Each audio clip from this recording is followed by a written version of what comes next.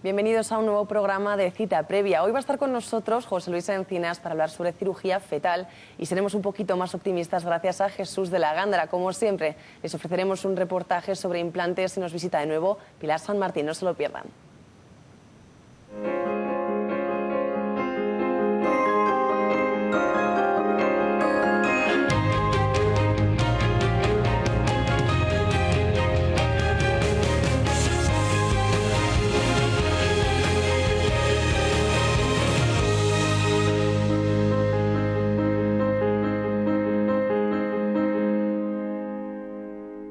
José Luis Encinas nos visita hoy haciéndonos un enorme favor y es que se ha desplazado desde Madrid, nada menos. Muy buenas. ¿Qué tal? Buenas noches. De verdad, muchísimas gracias por haber venido. Nada, estoy encantado de estar aquí con vosotros. Porque explícanos, José Luis, ¿dónde trabajas? Yo trabajo en el Hospital de la Paz, soy cirujano pediátrico. Y estás aquí para hablarnos hoy sobre cirugía fetal. Explícanos en qué consiste esta práctica. Pues se trata de una serie de procedimientos muy particulares. Se engloba dentro de lo que podríamos llamar medicina fetal y son una serie de procedimientos quirúrgicos que podemos hacer sobre el feto a lo largo de la gestación. Durante los últimos años, gracias al avance de las técnicas diagnósticas, sobre todo en ecografía, pero también en resonancia magnética, somos capaces de diagnosticar antes y mejor algunas malformaciones que tienen consecuencias postnatales que son predecibles. Y gracias a estas técnicas de cirugía fetal, somos capaces de actuar sobre el feto y tratar de paliar estas consecuencias, mejorando las posibilidades de supervivencia del feto y disminuyendo las secuelas del niño cuando nace. Es decir, antes incluso de dar a luz ya podéis operar al bebé. Claro, absolutamente, se trata de eso precisamente, de que durante la gestación, durante el embarazo, un grupo de cirujanos y de obstetras actúan sobre la madre buscando operar al feto, tratar la enfermedad del feto. Pero supongo, José Luis, que tendrá que pasar un periodo de gestación para que podáis llevar a cabo este tipo de cirugía, ¿o no? Sí, efectivamente, existe un plazo que podríamos denominar mínimo. Antes de la semana 18, como consecuencia del tamaño tan pequeño del feto y la fragilidad de los tejidos, es muy difícil actuar. Es decir, podríamos poner un límite inferior en la semana 18.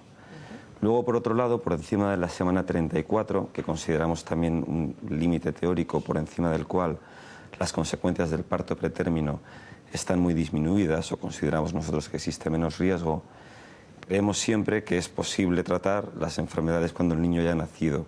Y en ese caso, si existe una condición que esté poniendo en peligro la vida del feto, adelantamos el parto para tratarla con el niño ya nacido, es decir, de manera postnatal. ¿Qué tipos de cirugía fetal hay?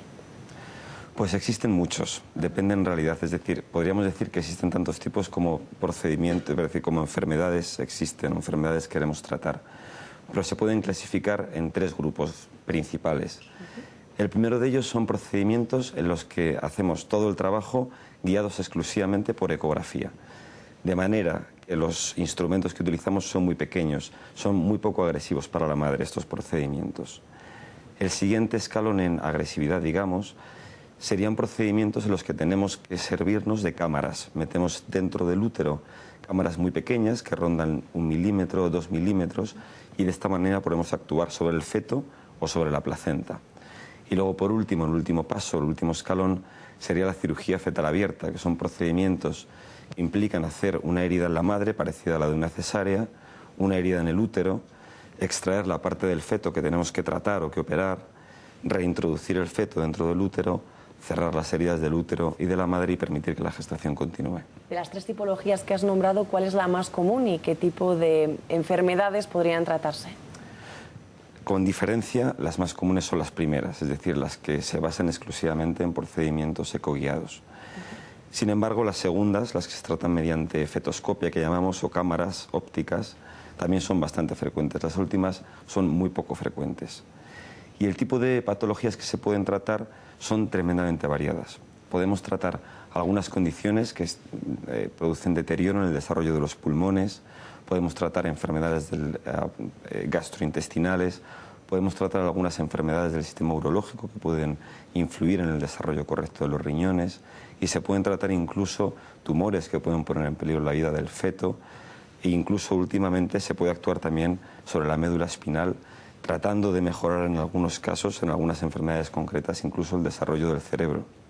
José Luis, ¿cómo reaccionan los padres, en especial en este caso la madre, cuando les decís que tienen que intervenirles cuando ni siquiera han dado a luz? Supongo que será sorprendente, al menos para ellos. En muchos casos están bastante bien informados, es decir, saben, cuando ya conocen el problema al que se enfrentan, lo estudian, lo comentan con obstetras, y cuando llegan a nosotros y les planteamos la posibilidad de operarlos, saben muchas veces que les vamos ya a plantear esa posibilidad. Por supuesto, es una decisión complicada en muchos casos porque cada feto es particular y tomar las decisiones en cada caso es difícil. Por supuesto, en todos los casos tenemos que informar a los padres de las posibilidades de éxito y tomar las decisiones muchas veces de manera conjunta con ellos. ¿Qué riesgos conlleva en primera instancia en la madre? Los riesgos para la madre son bastante bajos. Es decir, incluso en los casos de cirugía fetal abierta, que es una operación como las grandes operaciones que se pueden hacer, es decir, con heridas grandes, en fin, incluso en esos casos los riesgos graves para la madre están muy recortados. Pueden existir riesgos de hemorragia o de infección, como en cualquier otra operación en la que a una persona le hacen una laparotomía o una incisión en el abdomen, pero como digo, son riesgos muy recortados. Los riesgos de los otros dos procedimientos, procedimientos ecoguiados y procedimientos videoasistidos, son aún menores. Es decir, los riesgos para la madre son limitados en este tipo de operaciones. ¿Y para el feto? Los riesgos para el feto son mayores, por supuesto.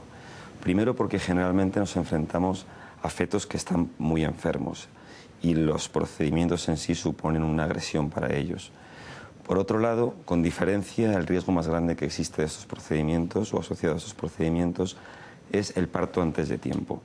Nosotros durante el procedimiento rompemos una serie de membranas y distorsionamos parte del equilibrio frágil del embarazo y podemos hacer que se pongan de parto antes, y de esta manera nos enfrentaremos a un problema distinto, que es el parto pretérmino, que tiene una gravedad que se relaciona directamente con la semana en la que nace el niño. Cuanto más precoz es el parto, más graves son los problemas a los que nos podemos enfrentar. Pero bueno, supongo que habrá un grupo de profesionales amplio que esté preparado para suceda lo que suceda. Absolutamente. Este tipo de procedimientos únicamente se pueden llevar a cabo por grupos constituidos por distintos tipos de especialistas. Cada uno de ellos tendrá encargado una misión, que es llevar una parte de la gestación y tratar de evitar todos estos problemas. José Luis, muchísimas gracias por haber venido, lo dicho, y por explicarnos la cirugía fetal, además de manera tan simple, porque es más complicado de lo que parece en principio. Nada, encantado. Muchas Un placer tenerte aquí. Ahora vamos a cambiar de tema, les vamos a seguir animando a cuidar de su salud bucodental con el siguiente reportaje.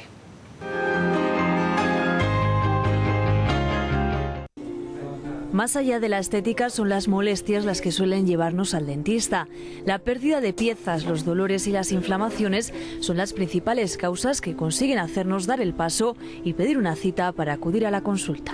Como lo tenía casi hueco por algunos sitios, lo que tenía antes, pues me daba mal olor, se me veía aquí un feo, me habían puesto forro y otra vez se me caía, y me notaba yo algunos días como cuando estás mal del estómago, que te sale el mal aliento, y siempre tenía un chicle o me metía algo a la boca, porque me daba la sensación de que hablar con alguien, pues ya sabes que como si te expresas de frente, pues da la sensación de que te está oliendo la boca. Ya que me hicieron unas pruebas, me miraron cómo tenía la boca y claro, estaba horrible. Llevaba desde los 18 años con muchos problemas de boca. Se me movían los dientes de atrás, tenía puentes, tuve que tomar una decisión. Decidí o arreglármelo todo, ya no me gastaba más dinero en chapuzas. Afortunadamente, la práctica totalidad de los problemas bucodentales actualmente pueden tratarse de manera más sencilla y menos traumática que hace unos años. Se han desarrollado técnicas mínimamente invasivas que hacen que el paciente sufra menos durante el tratamiento o la intervención quirúrgica. Tenemos que tener en cuenta que implante es una unidad de restauración maxilar. Eso implica pues, pacientes que tienen los dientes en muy mal estado, pacientes que no tienen ni un solo diente o pacientes que no tienen prácticamente hueso. Somos capaces de tratarles gracias a esta tecnología. Hay muchos motivos por los que pueden dañarse, partirse e infectarse las piezas dentales. Hasta hace unos años los dientes se reponían con prótesis removibles, conocidas como dentaduras postizas o puentes, pero hoy en día cada vez más pacientes recurren a la colocación de implantes. Me sometieron a un tratamiento de limpieza de encías por cuadrantes, es decir, maxilar derecho, maxilar izquierdo, superior e inferior. Me lo garantizaron durante 10 años y efectivamente a los 10 años empecé a perder las piezas.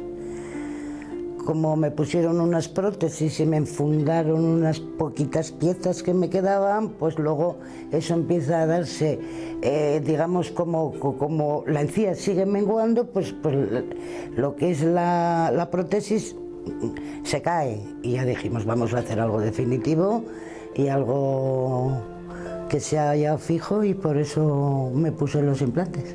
Existen diferentes opciones de tratamiento. En implantología en la actualidad pues hay tratamientos más simples a los más complejos.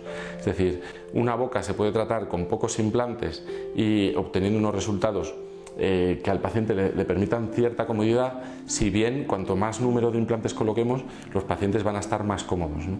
Entonces, muchas veces va a depender el número de implantes que coloquemos para la comodidad final del paciente.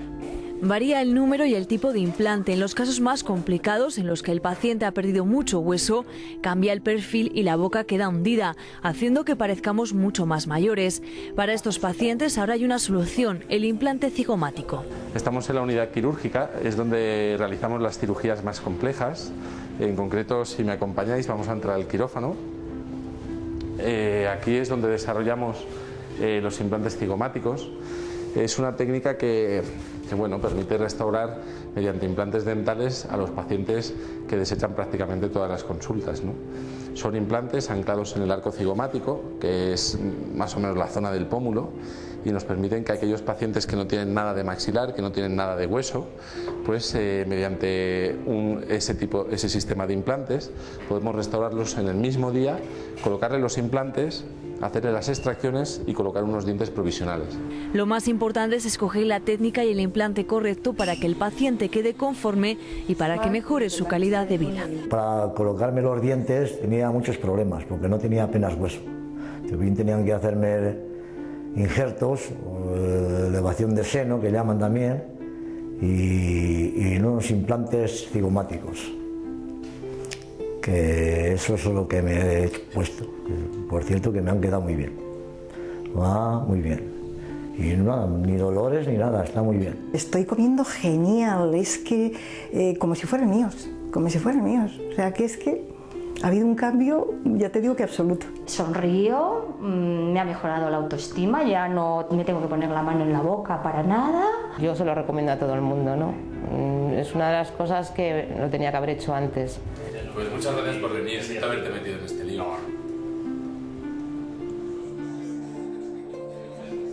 Porque esta muela está al lado del nervio. Una vez hemos oído esas gratas experiencias de gente que se ha puesto implantes, vamos a continuar siendo optimistas. Ahora lo hacemos con Jesús de la Gándara. Muy buenas. Hola, buenas noches. Lo primero, agradecerte que te hayas venido, que te hayas desplazado aquí hasta el plató de Cita Previa y que nos dediques este huequecito. Muy bien, es un placer hacerlo. Hoy para hablar sobre el optimismo, ¿verdad? Sin duda, claro, optimismo, sí, sí. Ajá. Jesús, supongo que te lo han preguntado muchas veces en los últimos años, pero ¿cómo se puede ser optimista en una situación de crisis como la que nos encontramos? Yo creo que me lo preguntan todos los días, ¿no? En la consulta, en la relación con las personas, y yo siempre les digo lo mismo. No solo se puede, sino que se debe ser optimistas. Es una obligación ser optimistas en el momento actual. Incluso para las personas que están en las peores situaciones, no hay más remedio que imbuirles cierto optimismo, compartirlo, porque el optimismo es creativo y sirve para resolver problemas, mientras que el pesimismo es estéril. ¿En qué beneficia el ser optimistas frente a una situación complicada e incluso también en una situación buena?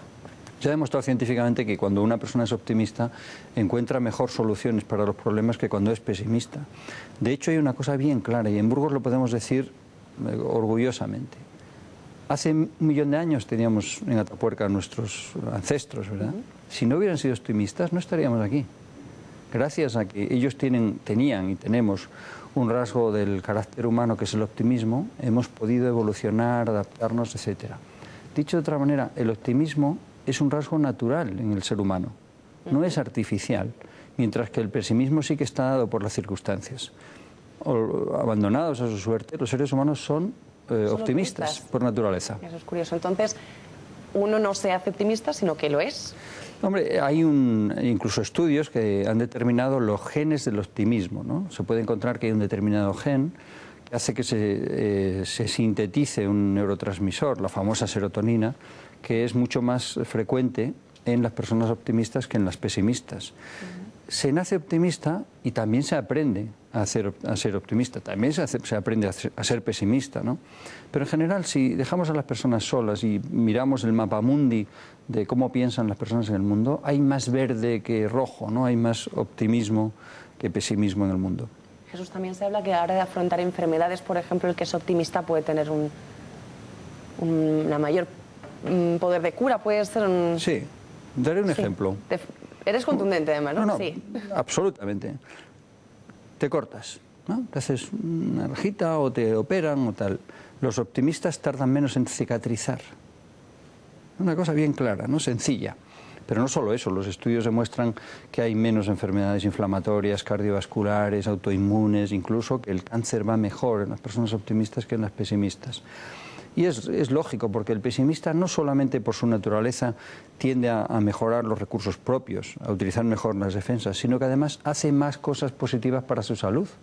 Pues se cuida más, hace mejor las dietas, hace más deporte, en fin, está más activo y está mejor. ¿Cuáles son las claves para conseguir ese optimismo?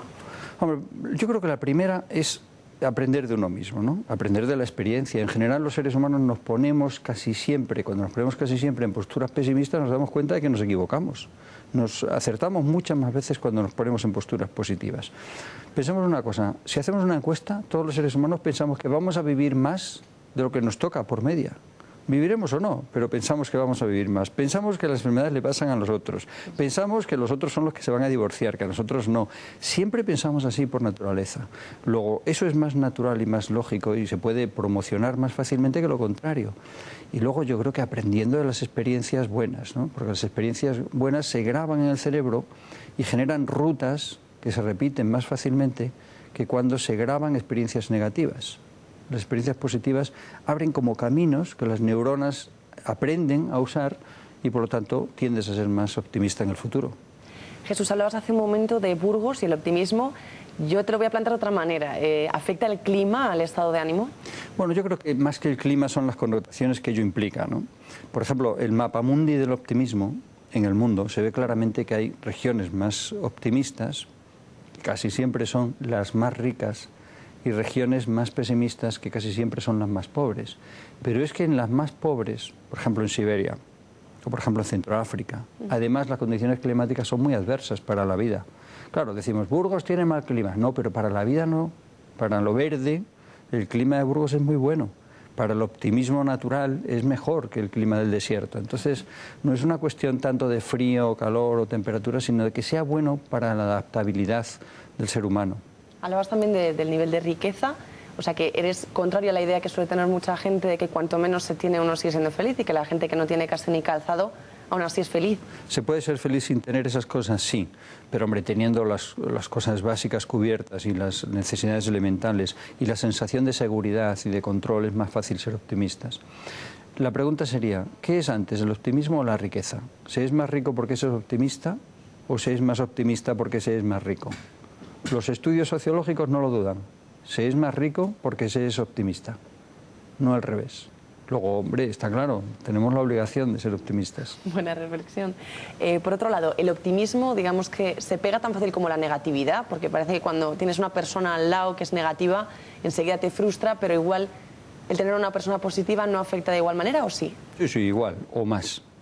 De hecho, se está demostrando cada vez más que rodearse de personas felices, de personas con las cuales te comunicas bien, que te transmiten buenas vibraciones, ¿no? Como decimos así fácilmente, mejora no solo tu autoestima, sino también tu probabilidad de no sufrir enfermedades, de ser más feliz, etc. El optimismo se contagia. Estás en un grupo de personas, se habla, se transfieren informaciones, se cotillea, en el sentido bueno de la palabra, etc. Y automáticamente el estado de ánimo colectivo va aumentando. De hecho, con las personas mayores les decimos, ¿quiere usted estar más feliz? Hable, cotillee con otras personas, ¿no? Comuníquese, rodéese de personas, esté acompañada en el sentido de convivencia con otras personas y necesitará usted menos antidepresivos. Es evidente. ¿Y entraña algún peligro o algún riesgo el pecar de optimista, ser demasiado optimista? Bueno, solamente cuando te enfrentas a riesgos. cuando el ser humano se enfrenta ante riesgos, hay algunas personas que tienden a infravalorar los factores de riesgo, ¿no? En ese caso sí, puede ser peligroso, ¿no? Pero si no es así, no. El optimismo en general para la vida, para la adaptación, no es peligroso. Solamente en situaciones críticas, no evaluar bien los riesgos puede ser malo. Pero claro, eso le pasa a muy pocas personas. Jesús, creo que no hay nada mejor que despedir esta entrevista con un mensaje que quieres lanzar un poco a todos los ciudadanos, a todos los burgaleses, ¿verdad? Sí, antes hablábamos de ello, ¿no? Yo creo que el optimismo se podría definir muy bien como el triunfo de la esperanza contra la experiencia. Y esta es una idea que yo creo que todos podemos aprender fácilmente. Jesús, muchísimas gracias por toda la entrevista y por el consejo ese final. Gracias a ti. Gracias. Con esa reflexión les dejamos, volvemos en tan solo 20 segundos para continuar nuestra sección del médico de familia.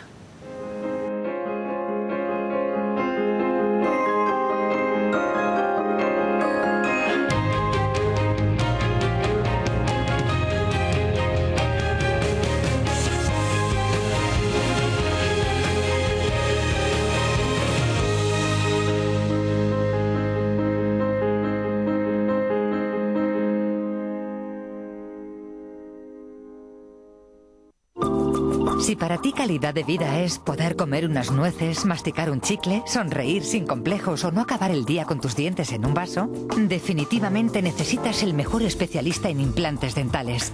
Implante, el primer instituto dental avanzado de Burgos, en la Plaza Mayor. Implante, definitivamente.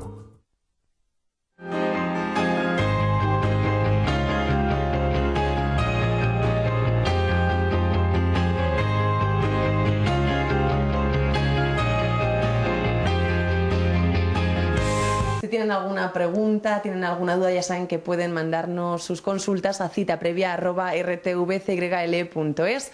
Se las contestaremos en esta última sección del programa. Hoy cambiamos de escenario y estamos en la Clínica Nueva Vida con Pilar, eso sí, como siempre con ella. ¿Qué tal? Muy buenas. Hola, buenas noches. Bueno, muchísimas gracias por acogernos, por hacernos un sitio aquí en la clínica. Nada, encantada, como siempre. Pilar, empezamos a hacerte la primera pregunta, que es, en este caso, ¿qué es la prueba de la tuberculina? Vale, la prueba de la tuberculina es una prueba que consiste en introducir un antígeno del bacilo de la tuberculosis intradérmico en el antebrazo. Se hace una especie de ampollita y se introduce una pequeña cantidad, y entonces es para saber si esa persona a la que se le inocula eso ha estado o no ha estado en contacto con el bacilo de la tuberculosis. Es una prueba sencilla. Si diéramos positivo, entonces ya habría que hacerse más pruebas, ¿verdad? Pero depende, porque hay falsos positivos, porque algunas enfermedades o algunas otras vacunas o por algunas otras causas puede dar positivo, o personas que tienen determinadas enfermedades también pueden dar como positivo, porque positivo se consideraría a partir de un tamaño de induración, no de enrojecimiento de la zona, sino de endurecimiento, de induración, porque es que la gente a veces piensa, no lo tengo rojo, no es positivo, pero puede ser positivo, se mide de otra manera. Bueno, me ha quedado ya claro. Pilar, la siguiente pregunta de hoy es ¿qué es la dislexia y qué consecuencias tiene en el aprendizaje? Vale. La dislexia es una afectación en la que está alterada la lectura, la escritura y el aprendizaje. Entonces, se basa en una alteración que hay, en una disfunción en el cerebro entre la parte izquierda y derecha, que en nuestro cerebro funciona de distinta forma. Entonces hay una alteración en el funcionamiento normal, y esas personas que sufren dislexia tienen pues eso, más problemas a la hora de aprender, sobre todo la lectura y la escritura. Pero a día de hoy como que se ha superado un poco ese bache, ¿no? Porque hace años igual al no diagnosticarse la dislexia con tanta facilidad había más problemas, pero a día de hoy podemos decir que el aprendizaje podría ser más o menos normal. Actualmente conseguimos detectarlo antes, entonces al detectarlo antes también ponemos solución antes, y al tratarlo en niños más pequeños pues produce menos alteraciones a la hora de aprender, de memorizar, de la psicomotricidad. Entonces cuanto antes se diagnostica mejor, y cada día se sabe más de esto, con lo cual también se hace mejor. Me ha gustado oír buenas noticias, al menos en el caso de la dislexia. Por otra parte, Pilar, hoy nos preguntan ¿qué es el glaucoma? El glaucoma es una serie de enfermedades que afectan al ojo, al nervio óptico, y que pueden alterar la visión. Puede estar con una alteración en la presión intraocular, que es cuando hay un líquido dentro del ojo que tiene que circular de una determinada forma para que ese ojo esté bien nutrido y que funcione perfectamente. Entonces, algunas veces puede ser que ese líquido, por una obstrucción o por una falta o por un aumento del líquido, no circule bien y se puede producir un glaucoma por esta causa, pero hay otras muchas causas. El problema está en que se afecta al nervio óptico y pues a la larga, o si no se trata o si es un glaucoma agudo, que a veces puede ser, que es lo más grave que puede haber, pues puede alterar la visión. Les recordamos brevemente que pueden mandarnos todas sus preguntas a citaprevia@rtvcyl.es, y se me olvidó decirles al comienzo que además pueden contactar con nosotros a través de Facebook y de Twitter. Y ya finalizamos esta sección con la última pregunta. Nos mandan una cuestión que dice: ¿qué problemas derivan de morderse las uñas? Bueno, la onicofagia, o el problema de morderse las uñas, el nombre técnico, pues da varios problemas. Algunos de ellos pueden ser un poco graves en cuanto a infecciones y demás. Pueden dar problemas a nivel de los dientes, a nivel de los labios, a nivel de los dedos o a nivel de trastornos psicológicos también. En los dientes puede ser porque el hecho de estar mordiendo continuamente se pueden alterar la estructura de los dientes, incluso llegar a romperse o provocar pues, problemas estéticos. Lo mismo en las encías, que se puede clavar algún pequeño trozo de uña y hacerse pequeñas infecciones. Los labios también pueden estar alterados por este motivo, y luego puede haber alteraciones tanto de forma en las uñas, en la base de la uña, en la parte de dentro o alrededor de la uña, alteraciones en la forma, deformidades de los dedos, y luego infecciones, no solo por gérmenes que puede haber en la mano, sino también por gérmenes que puede haber en la boca, y producir infecciones o incluso infecciones también en la boca, como hongos, panadizos en las uñas. Entonces, pues bueno, puede haber problemas importantes. ¿Hay algún truco que nos recomiendas para dejar de mordernos las uñas? Bueno, pues muchas veces son problemas de autocontrol, son problemas de ansiedad, y la ansiedad pues la matamos, por así decirlo, mordiendo las uñas. Entonces, en los niños es más complicado, aunque hay que estar pendiente de ellos, no castigarles por ese motivo e intentar decirles: eso no está bien, no se hace, te puedes hacer daño, pero sin ser tampoco excesivamente pesados, porque si no, no lo conseguimos. Pero bueno, los adultos pues podemos utilizar algún producto con mal sabor o taparnos los dedos para intentar que crezca un poquitín la uña, y en ese momento que crece ya favorece el que tú puedas te animes y no te mueras. Pues Pilar, muchísimas gracias de verdad por habernos hecho un huequecito. Y nos veremos otra vez la próxima semana. Así que despedimos ya el programa de hoy desde aquí, desde la Clínica Nueva Vida. Les recuerdo que pueden mandarnos todas sus consultas a citaprevia@rtvcyl.es, y si no han podido ver el programa, ya saben que nos pueden ver a través de nuestro canal de YouTube. Les espero la semana que viene.